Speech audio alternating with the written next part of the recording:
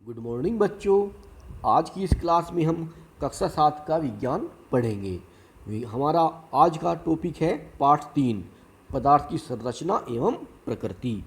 इसमें आज हम पहले दो टॉपिक पढ़ेंगे, पदार्थ की अवस्थाएं, उनके निर्माण की मौलिक इकाई के बीच की दूरी में अंतर का कारण, और दूसरा टॉपिक है रसायन की भाषा और तत्वों के संकेत। बच्चों, हम अपने आसपास अनेक वस्तुओं को देखते हैं, जैसे कुर्सी, मेज, अलमारी, जल, दूध आदि। मेज कुर्सी लकड़ी से तथा अलमारी लोहे से बनी होती है। लकड़ी और लोहा क्या है? ये सब पदार्थ हैं। पदार्थ क्या होता है? पदार्थ की उपस्थिति का अनुभव हम उसको छूकर या देखकर लगाते हैं। जैसे किसी गिलास में पानी भरा हुआ है या दूध भरा हुआ है, तो हम देखकर बताएंगे कि इसके अंदर दूध है। दूध और पानी ये सब क्या है? ये सब पदार्थ हैं। जैसे जब वायु चलती है तो पत्ते हिलते हैं। अगर वायु धीरे धीरे चल रही है तो पत्ते धीरे धीरे हिलेंगे। ज़ोर से चलेगी, तेज बहेगी तो पत्ते ज़ोर ज़ोर से हिलेंगे। हम वायु को देख तो नहीं सकते, लेकिन अनुभव कर सकते हैं। वायु भी एक पदार्थ है। पदार्थ क्या है? अगर हम छोटी सी भाषा में समझें तो पदार्थ वह है जो स्थान घेरता है, जिसमें वजन होता है और जिसका ज्ञान हम अपनी इंद्रियों द्वारा कर सकते हैं। पदार्थ वह होता है। पदार्थ के निर्माण की मौलिक इकाई। पदार्थ अनेक छोटे छोटे कणों से मिलकर बने होते हैं, जिन्हें हम अपनी आंखों से नहीं देख पाते हैं, जिन्हें हम परमाणु तथा अणु कहते हैं। परमाणु पदार्थ का वह सूक्ष्म कण है जो स्वतंत्र अवस्था में नहीं रह सकता। सामान्यतः दो या दो से अधिक परमाणु संयोग करके परमाणुओं का समूह बनाते हैं, जिन्हें हम अणु कहते हैं। अब बारी आती है पदार्थ की अवस्थाएं। पदार्थ की कितनी अवस्थाएं होती हैं? तो बच्चों, ये तो बहुत साधारण क्वेश्चन है। पदार्थ की 3 अवस्थाएं होती हैं, ठोस, द्रव, गैस। शायद आपने पढ़ा भी होगा कक्षा 6 में। तीनों अवस्थाएं को एक दूसरे में परिवर्तित किया जा सकता है। पदार्थ की विभिन्न अवस्थाओं में पाए जाने का मुख्य कारण है पदार्थ में कणों की व्यवस्था। हमने भी कहा ना, पदार्थ की 3 अवस्थाएं होती हैं, ठोस, द्रव और गैस।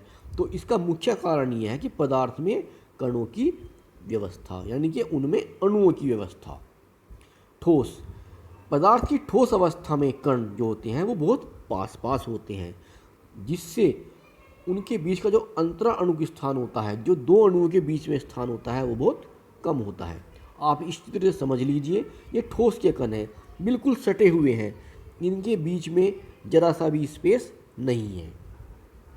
जबकि द्रव में, पदार्थ की द्रव अवस्था में कण ठोस की अपेक्षा अधिक दूरी पर होते हैं, जिसके कारण उनके बीच अंतरा अणु की स्थान, यानी कि दो अणुओं के बीच का स्थान ठोस की अपेक्षा थोड़ा ज़्यादा होता है। आप यहाँ पर देख सकते हैं ये द्रव के कण हैं, ठोस के कणों की अपेक्षा इनमें थोड़ा स्थान ज़्यादा है, इनमें स्पेस ज़्यादा है।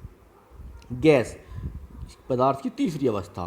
पदार्थ की गैस अवस्था में कण बहुत दूर दूर होते हैं, उनके बीच अंतरा अणु की स्थान बहुत ज़्यादा होता है।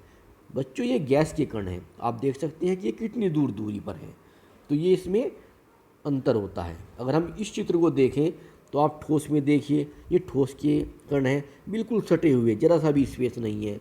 फिर द्रव में थोड़ा स्पेस है, और गैस में देखेंगे तो इनमें बहुत ज़्यादा स्पेस होता है। आप ध्यान से सुनना और समझना। अब पदार्थ की आणविक संरचना। पदार्थ के कणों की व्यवस्था में उपरोक्त अंतर उनके बीच लगने वाले बल के कारण होता है। दो अणुओं के बीच लगने वाले इस विशेष बल को अंतरा अणुक बल कहते हैं। यह एक प्रकार का आकर्षण बल होता है जो अणुओं को आपस में बांधे रखता है। ठोस अवस्था में यह बल बहुत अधिक होता है। ठोस के अणुओं में आपस में बंधे रहने के कारण ठोस पदार्थ की आकृति व आयतन निश्चित होता है।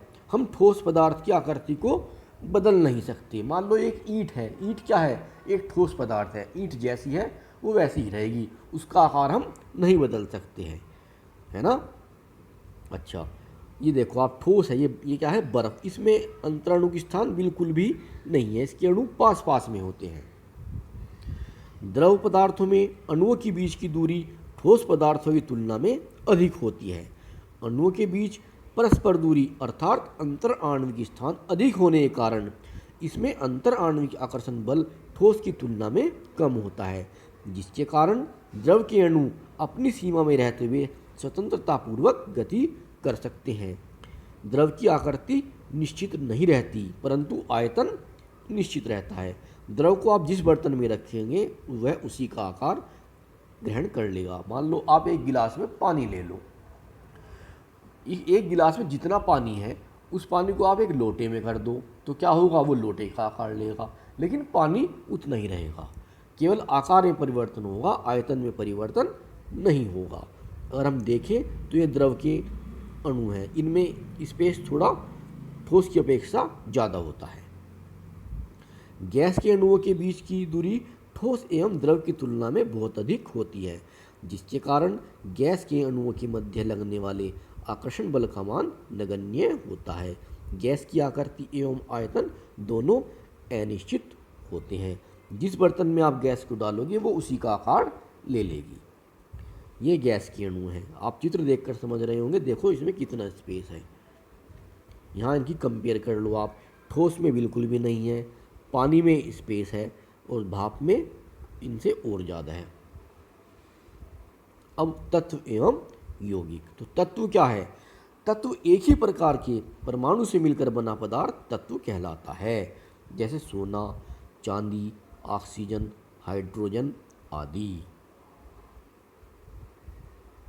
यौगिक दो या अधिक तत्व जब भार के अनुसार एक निश्चित अनुपात में रासायनिक बंध द्वारा जुड़कर जो पदार्थ बनाते हैं उसे रासायनिक यौगिक कहते हैं।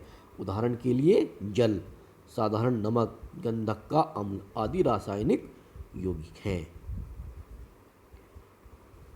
यहाँ तत्व ए है और तत्व बी, इन दोनों को मिलाकर क्या बना? चित्र में देखो आप, चित्र तत्व ए का चित्र अलग है, तत्व बी का अलग है, और दोनों को मिलाकर बना यौगिक। रसायन की भाषा। बच्चों, जिस प्रकार से हम गणित में जोड़ने का निशान लगाते हैं, घटाने का लगाते हैं, भाग करने का लगाते हैं, छोटे का निशान लगाते हैं, बड़े का निशान लगाते हैं कि ग्रेटर देन, स्मॉलर देन, और इक्वल टू का निशान लगाते हैं और इक्वल नोट का निशान लगाते हैं, ठीक उसी प्रकार से हम विज्ञान में भी, रसायन विज्ञान में भी कुछ प्रतीकों का उपयोग करते हैं। इन प्रतीकों का प्रयोग पूरे एवं विस्तृत रूप से लिखने में समय एवं स्थान बचाने के लिए किया जाता है। प्रतीक चिन्हों का प्रयोग केवल गणित में ही नहीं करते, बल्कि विज्ञान में भी, विशेषकर रसायन विज्ञान में करना आवश्यक हो जाता है। हम जानते हैं कि अब तक खोजे गए लगभग 118 तत्व एवं इनसे बने लाखों यौगिक खोजे जा चुके हैं। इसलिए रसायन विज्ञान में प्रतीकों का प्रयोग बहुत महत्वपूर्ण हो गया है। तत्वों के प्रतीक, इनका स्टार्टिंग कैसे हुई थी? यूनान के लोगों ने कुछ तत्वों के लिए प्रतीक का प्रयोग सर्वप्रथम किया था। सन 1808 ईस्वी में अंग्रेज रसायनज्ञ जॉन डाल्टन ने सभी तत्वों के संकेत वृत्ताकार रखने का सुझाव दिया। उन्होंने विभिन्न तत्वों के संकेत वृत्त के अंदर अलग अलग निशान लगाकर बनाए। बच्चों, हम यहाँ पर आपको इस टेबल में कुछ तत्वों के संकेत बता रहे हैं, इन आप अपनी कॉपी में भी जरूर नोट करना। जैसे हाइड्रोजन है, हाइड्रोजन का प्रतीक क्या है? H। कार्बन, कार्बन का C, फ्लोरीन का F, नाइट्रोजन का N, फास्फोरस का P, सल्फर का S, एल्यूमिनियम का Al और ऑर्गन का Ar। आप ध्यान से देखेंगे जो इनका पहला लेटर है, जैसे हाइड्रोजन में हाइड्रोजन HYDROGN है, तो पहला लेटर क्या है? H, तो इसका प्रतीक वही बन गया। ठीक इसी तरह यहाँ देखो, ब्रोमीन का Br, कैल्शियम का Ca, क्लोरीन का Cl, कोबाल्ट का Co, हीलियम का He, मैग्नीशियम का Mg, नियोन का Ne और सिलिकॉन का Si। कुछ तत्वों के प्रतीक उनके लैटिन नामों से भी लिए गए हैं, जैसे सोडियम, सोडियम का लैटिन नाम है नेट्रियम, तो इसका संकेत हुआ Na। कॉपर, कॉपर का लैटिन नाम क्यूप्रम, इसका प्रतीक क्या बना? Cu। आयरन का है लैटिन नाम फेरम, तो इसका प्रतीक बना Fe। पोटेशियम का कैल्शियम, इसका नाम बना K। सिल्वर का अर्जेंटम, इसका नाम बन गया Ag, इसका संगीत हुआ Ag। गोल्ड का ओरम तो Au हो गया इसका। और पारा मरकरी का है लैटिन नाम हाइड्रा एरगाइरम, तो इसका नाम हो गया Hg। बच्चों आज की ये वीडियो हम इतना ही आपको बताएंगे इस वीडियो में, और इसके पाठ के जो अगले टॉपिक हैं उनको हम आपको अगली वीडियो में बताएंगे। अगर आपको ये वीडियो पसंद आई हो तो इसमें लाइक कीजिए, और कुछ यदि गलती नज़र आ रही हो, कुछ कमी छूट गई हो, इसमें कुछ कमी रह गई हो तो कमेंट कर सकते हैं आप। और मेरे चैनल को सब्सक्राइब अवश्य करें। धन्यवाद।